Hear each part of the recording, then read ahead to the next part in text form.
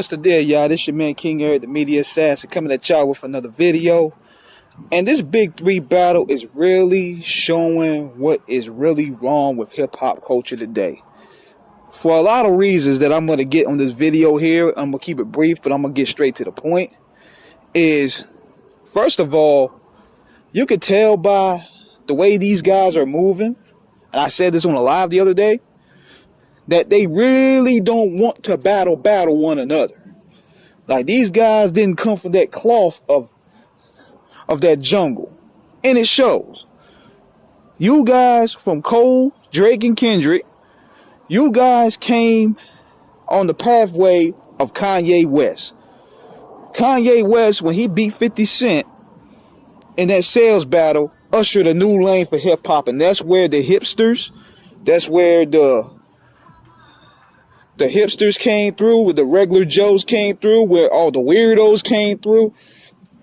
Being thuggish and being gangster wasn't per se anymore. You could come out there. That's where the Kid Cudis start coming out, the Wiz Khalifas. And I'm not going to lie, it produced a lot of great music, a lot of memorable music, as a matter of fact. So I'm not going to hate on the blog era like that per se. But if you really look at the energy from that era versus the crop of MCs that came in previous eras, it's clear as day. They're not really built for battling. They're really not. And also, they don't have that chip on their shoulder like that. Like, y'all niggas came out after Obama came in, man. And then that's when the We Are the World collabs start coming in. You start having good music, Maybach Music, Young Money, all of them doing collabs, man. And while it was good for the culture at that time, the hip-hop pursuits like me, I'm like, okay, we tired of this We Are the World shit. All y'all get on these interviews and y'all talk about y'all the GOAT, y'all the king. We want to see one of y'all battle. That's the cloth we in. Cause we ain't trying to hear all these niggas coming in the league sharing crowns and shit. We want to see how one of y'all get down on the toe-to-toe. So this is where the Drake and Kendrick Lamar thing came through. Now, my thing is this. This thing been going on for 10 years. And out of all the niggas that Kendrick Lamar dissed on that song, well, he didn't diss him, he just called him out. He said it was just rap shit. Drake is the only nigga in his feelings about that shit. And that happened 10 years ago. All them other niggas, I mean, Meek Mill dropped a diss record on him. A lot of the dudes from New York dropped a diss record on him. Papoose dropped a diss record on him, I believe. They were doing responses. Pusha T even jumped on a record. But Drake is the only one butthurt about that shit. And he didn't just name those guys. He named A$AP Rocky, Mac Miller, Jay Electronica. He named Big Crit. Some of them guys looking at it like, yo, that's rap shit right there. I applaud it. That made me step it up. But Drake, sensitive as he is, he took this shit to the heart. Oh my God. The audacity. And he been in his feelings since. So these guys been shooting, darts back and forth for the past 10 years until Kendrick officially came out the bushes and really made it official. He made it official by jumping on the Future song. So now it's on. But then and we thinking, damn, this is going to be where it's at. This is going to be some good music coming out of here, because one thing for sure, that what battles do or confrontations, they bring the best out of them. J. Cole, for the most part, had a good response, especially when he switched to the conductor beat. But then this is where the bullshit started. Then he waves the white flag. Violation. But everybody gave it a pass. See, this is where the problem's starting to rely. He gave it up. Everybody start giving it a pass. Everybody start typing soliloquies and think pieces about why Cole should not be competing. So that's number one.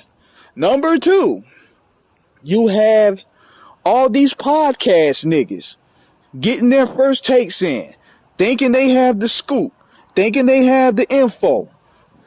Day by day, minute by minute, hot takes every day, and it's killing the energy. Stan wars.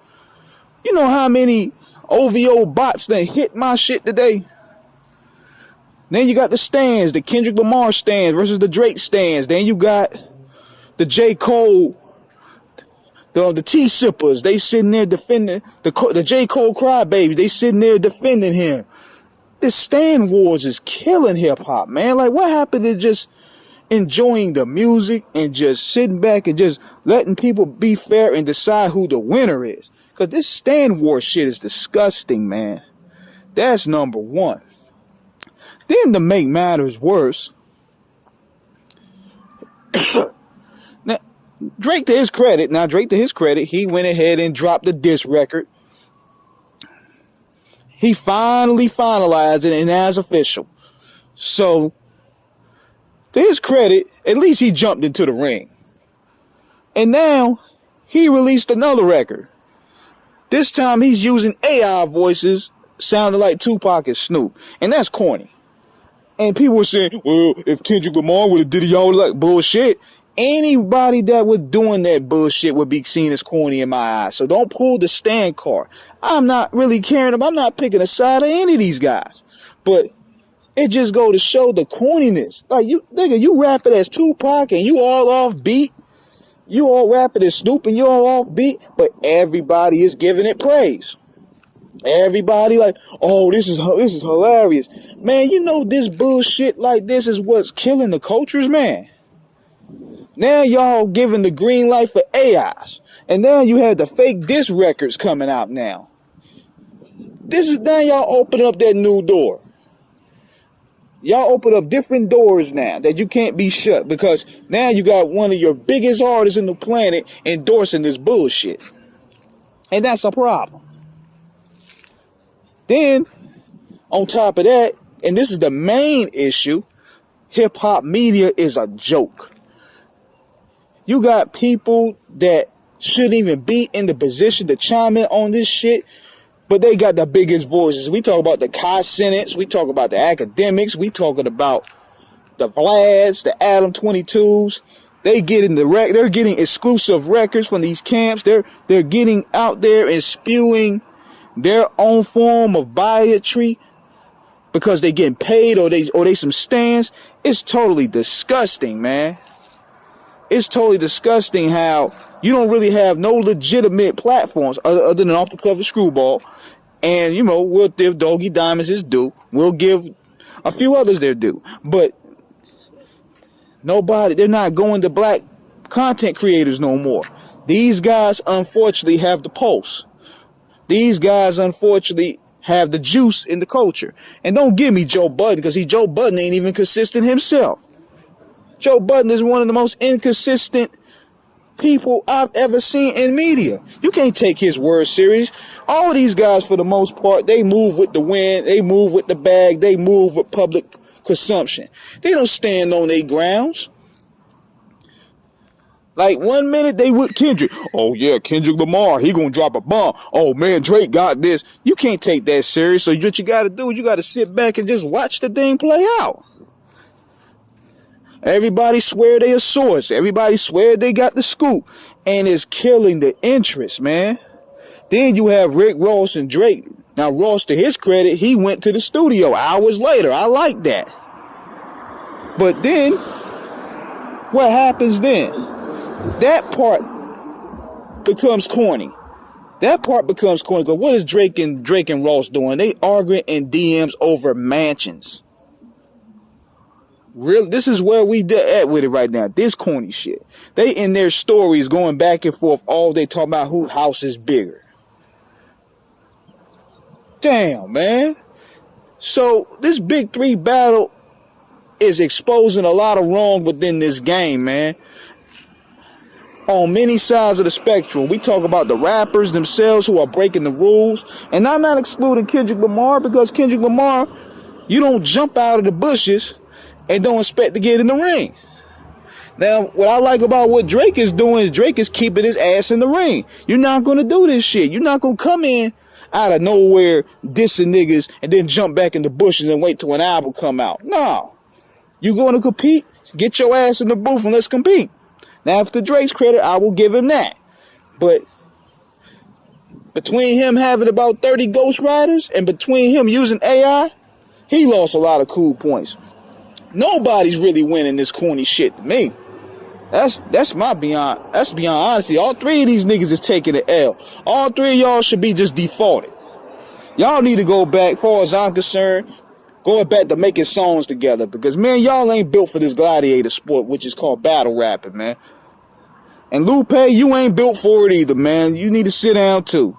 The only reason why only way why you got that W on Royce is because Royce was just basically rapping. He didn't really go at your head like that, like he could have.